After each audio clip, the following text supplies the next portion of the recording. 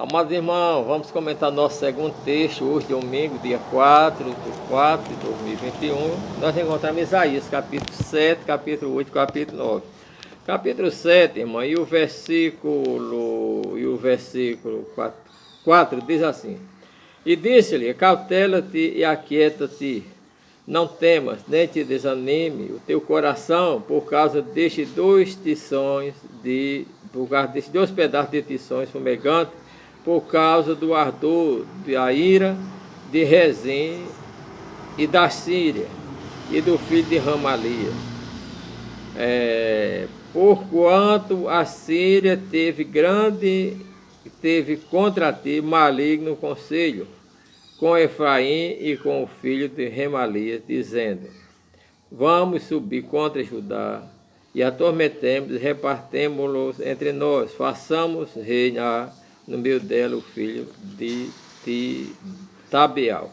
Então, meus amados irmãos, aqui se levantaram 3 reis para lutar contra o rei Acais. Quem era? Era Jotão, que era filho do rei Josias, que era rei de Judá, Rezim, rei da Síria, e Peca, rei de Remalias, rei de Israel. Os três subiram para lutar contra Judá, para lutar com Acais, que era rei de Judá. E nós vemos que aí eles subiram para pelejar contra ela, e Deus mandou o profeta Isaías, juntamente com o seu filho, subir ao encontro do rei Acais, que era rei de Judá, e dizer a ele que ele não temesse, porque ele acautelasse, e ele que ele se aquietasse, e que ele não temesse por causa daqueles 2 tições incendiados, fumegantes, sobre a ira de Rezim, rei da Síria, e do filho de Remalia, Porque Deus mandou dizer que eles tinham traçado contra ele maligno conselho. Então, meus amados irmãos, nós vemos que muitas vezes um irmão que levanta contra o irmão se une com pessoas que, de fora, como é o caso do rei de Israel, que se uniu, com Remalias e com Rezim para se levantar contra o rei Acais, o rei de Judá. Mas nós vemos que Deus entrou no meio, disse a ele que ele se aquietasse, que ele não perturbasse seu coração, porque não temesse aqueles 2 tições fumegantes tirados do fogo, porque ele tinha armado um conselho maligno, dizendo: vamos subir, vamos destruir Judá e vamos reinar sobre ele, colocar uma pessoa para reinar. Então nós vemos que Deus falou que ia lutar contra eles, e que Acais não temesse, e pediu a Acais que pedisse um sinal para Deus, e Acais disse: não vou pedir um sinal, que eu não quero tentar o Senhor. E aí nós vemos que o próprio Deus deu um sinal. Portanto, o mesmo Senhor vos dará um sinal, e eis que uma virgem conceberá e dará à luz um filho, e será o seu nome Emanuel. Manteiga e mel comerá, até o dia que sabe rejeitar o bem e escolher o mal. Então, meus amados irmãos, esse texto se cumpria em quem? Uma virgem conceberá e dará à luz um filho. Isso era um grande sinal, já pensou uma virgem dar à luz a um filho, não é?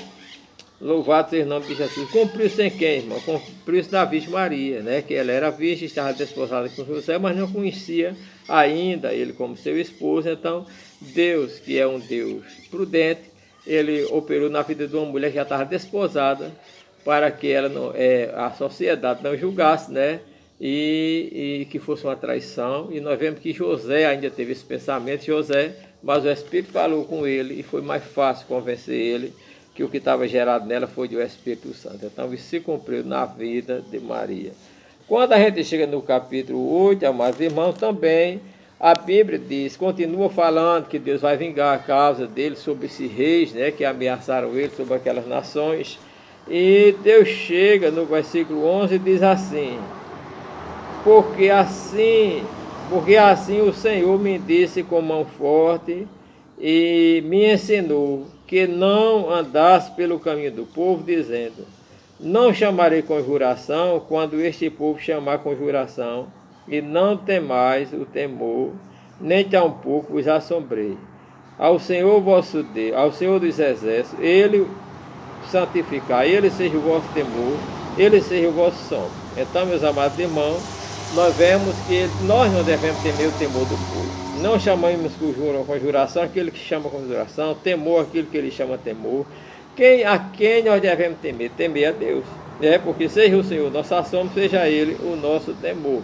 E aqui o verso 11 diz que quando essas nações chamassem a nação de Israel, os israelitas, vamos consultar o que tem espírito familiar, os adivinhos, os que xiriam e murmuram entre os dentes, não recorrerá um povo a um Deus, a favor dos vivos interrogar-se aos mortos. Então nós vemos que aqui, irmão, é eternamente proibido o crente procurar um centro espírita, procurar um terreiro de macumba, procurar uma pessoa que tem espírito e adivinhação, que consulta os mortos em favor do vivo, porque os vivos devem consultar os vivos. E o nosso Deus é um Deus vivo, ele não é morto. Enquanto a pessoa que invoca os mortos está invocando ao diabo. Por isso, não pode, os crentes não podem convocar ou procurar os que têm espírito familiares, ou que consultam os mortos, o adivinho, o prognosticador.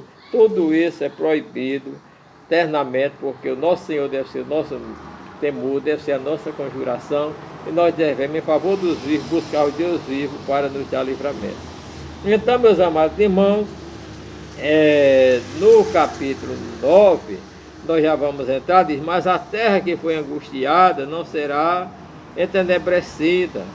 Ele envelheceu nos primeiros tempos, a terra de Zebulon e a terra de Naftali, mas nos últimos dias a enobreceu. Então, irmão, a palavra envelheceu, quer dizer menosprezou, a fez pequeno, desprezível, entenebrecida, terra pequena, esquisita, terra de treva, né? Nessa terra de Zebulon e a terra de Naftali, ele diz que nos últimos dias essa terra seria enobrecida, engrandecida, o caminho do mar das nações, né, que era rejeitada por Israel, porque era Galileia das nações, Galileia pagãs. A Bíblia diz que o povo que andava em trevas ali viu uma grande luz, e aqueles que habitavam na região da sombra da morte, a luz raiou. Isso já fala da promessa de Jesus, que haveria de vir. A Bíblia diz que quando Jesus entrou em Cafarnaum, quando Jesus entrou aqui na Galileia, o povo que estava em trevas viu uma grande luz, e o que estava na região da sombra da morte, a luz raiou. Ali estava uma mistura de gentios com judeus, e nós vemos que o Senhor Deus revelou-se através do seu Filho Jesus. E aí nós vemos por que essa terra foi enobrecida, essa terra que era envelhecida foi enobrecida, porque agora entrou uma pessoa nobre lá. Quem era? O Senhor Jesus. Versículo 6, porque um menino nos nasceu, e um filho se nos deu, o principado estava sobre os seus ombros, e o seu nome será maravilhoso, conselheiro, Deus forte, Pai de eternidade e príncipe da paz.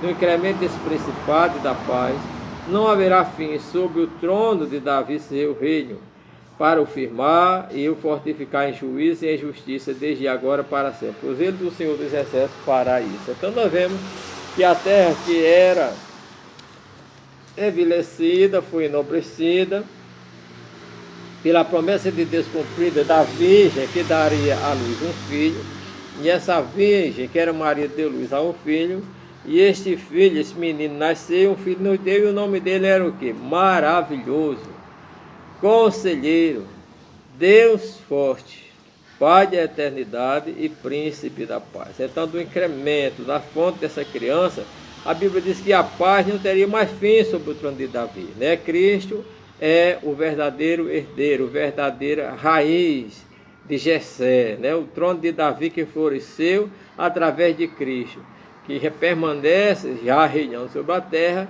e que eternamente terá como base de justiça, a base de paz.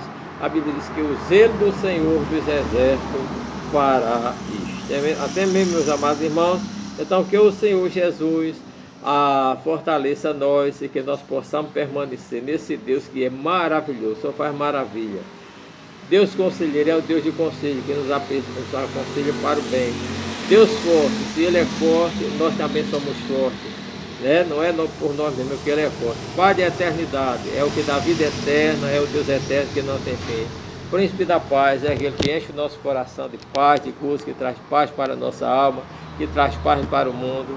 Essa paz não terá fim. Aleluia, porque esse Deus é eterno e nós também seremos eternos na presença dEle. Que Deus abençoe os irmãos.